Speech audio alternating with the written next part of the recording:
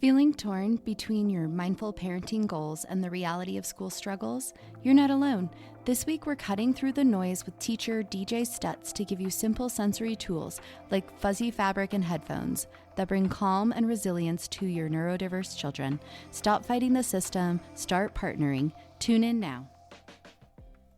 I feel like so many times when I'm describing my school, where my kids go, we change them into a social emotional focused school for our kiddos. And it's been really empowering for our two kids. And I know this is not an option for every single kiddo.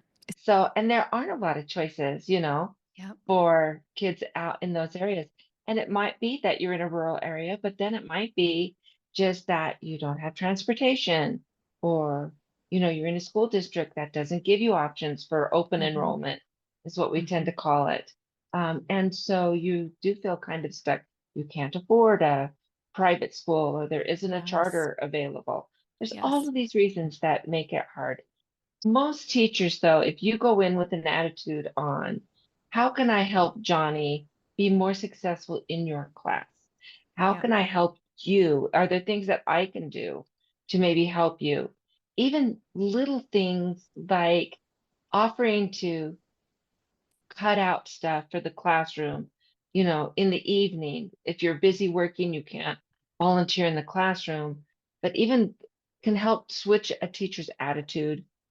And even if you're working, maybe if you can take like 4 hours of personal time once a month or every other month, whatever, and come in and help out, that helps as well with the teacher. Like, let me come in and change your bulletin boards.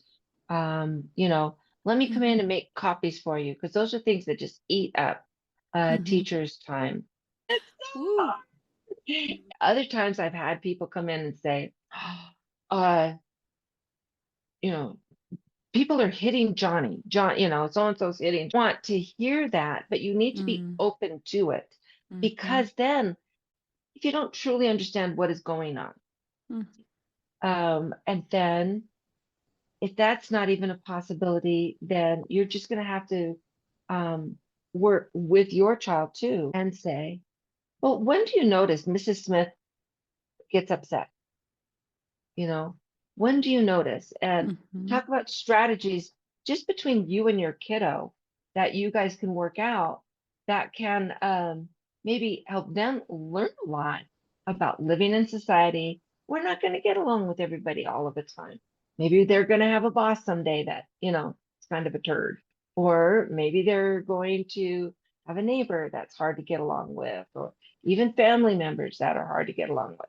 So Mm-hmm. let's work with our kiddos, and I can help you with some of those strategies as well on things that they can do then to help them remember, this is what I need to do in class. But then keeping that line of communication open between you and the teacher, even if you don't really like the teacher, but keep that line of communication open and be really careful. Nobody likes to be around someone who's constantly criticizing them. That Yes. means teacher to kid, Yep. right? Kids don't want to be Mm-hmm. around teachers that are Mm-hmm. constantly criticizing them. So I love your ideas of helping with a door decoration, or maybe coming in on a field trip, or coming in on one of the holiday helper places. So it's so important when we can come inside and see what's going on with Johnny in the classroom, what it looks like. And then you're going to get a really good idea of what's going on, who are the Mm-hmm. good teachers, who are the harder teachers. And when the school sees, oh, this mom comes to every one of our, I don't know, monthly, quarterly, this parent really wants to be a support and a help to the school. And if you can't do any of those things, we've got this event coming up or this fundraiser coming up or, Yeah. you Yeah. know, whatever. And if you check their backpack every day, you're going to see what they're doing academically. And oh, they Mm-hmm. did really bad on this paper. Oh, they did Mm-hmm. wonderful on this paper. If you check their backpack every day, that one little act, what is that going to take you? Maybe 5 minutes? Mm-hmm. What are some of your favorite strategies to teach your kiddos?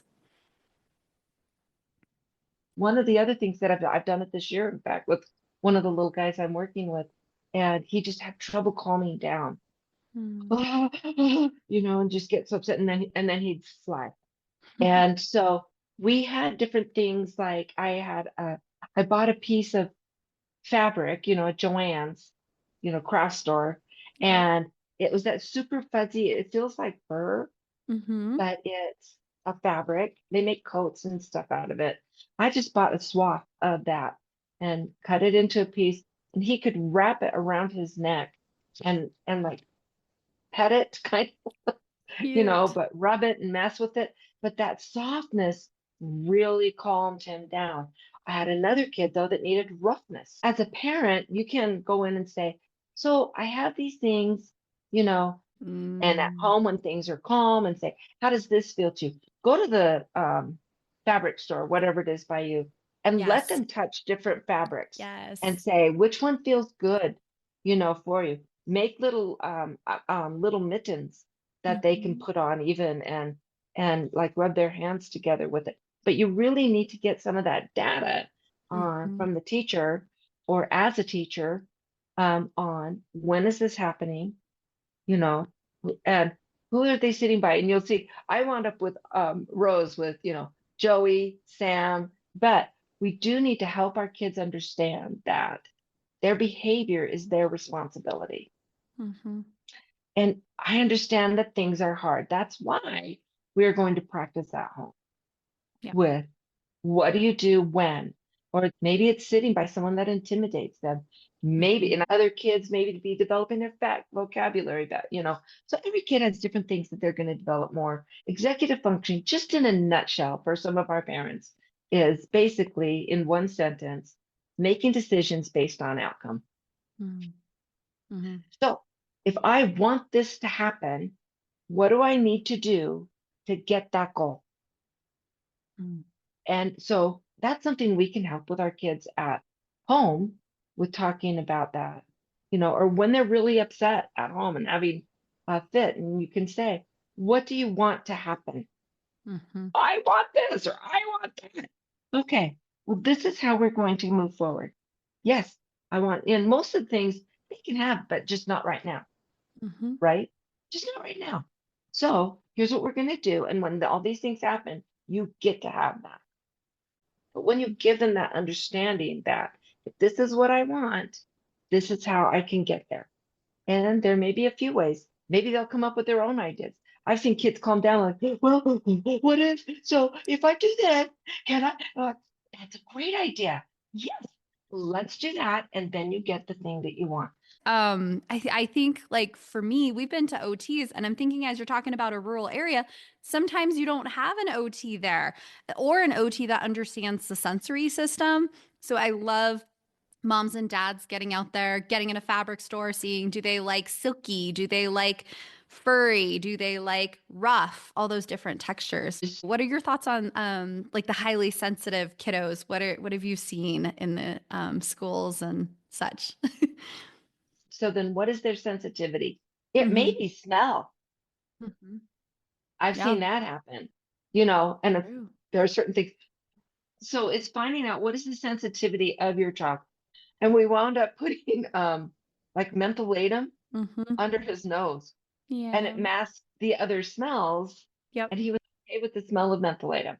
Oh, so Yep. we have those, and when they go to music, that can set them off sometimes. Yep. So do you want to take your headphones or no? You don't have to use them, but they're there if you want it, in case you need them. Hmm. I'll take them.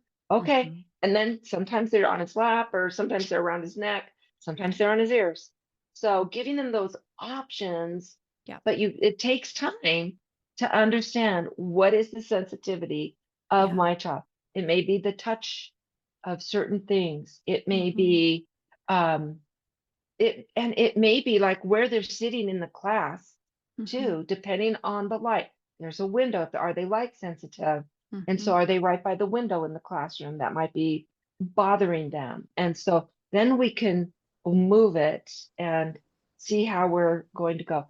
And most teachers, vast majority of teachers, once you say he's light sensitive, or he's noise Yeah. sensitive, smell Yeah. sensitive, that we've got these different things going on, and all the Hmm. other kids are going to want it. Right. Right. My experience, is that other kids know when a child is struggling, and they are amazing. Mm.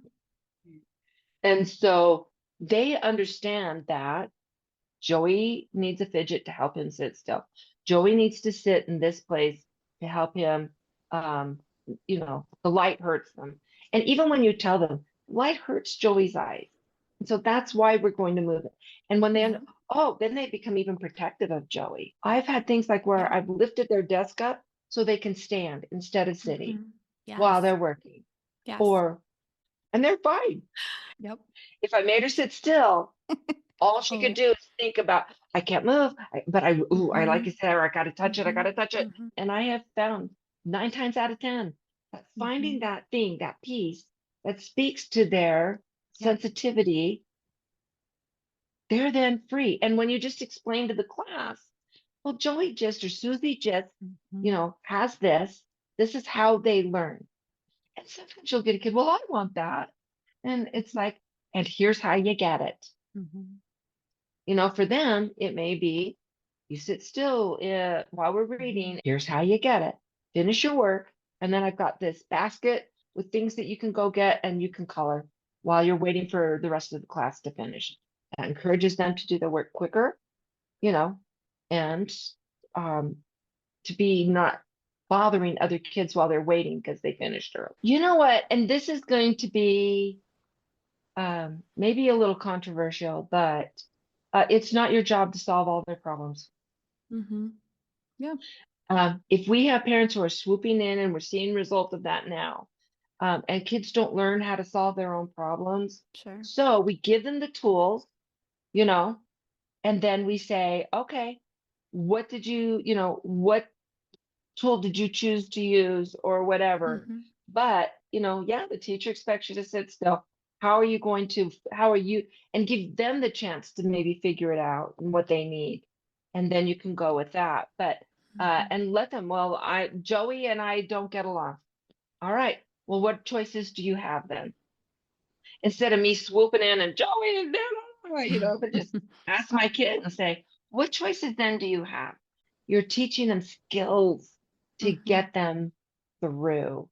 And it's really good for them to hear no Yeah. sometimes. Thanks so much, DJ. You bet. Please remember that the information shared on this podcast is educational in nature and does not constitute licensed mental health advice. If you need such advice, you should speak with a licensed professional about your unique situation. Thanks so much, happy listeners.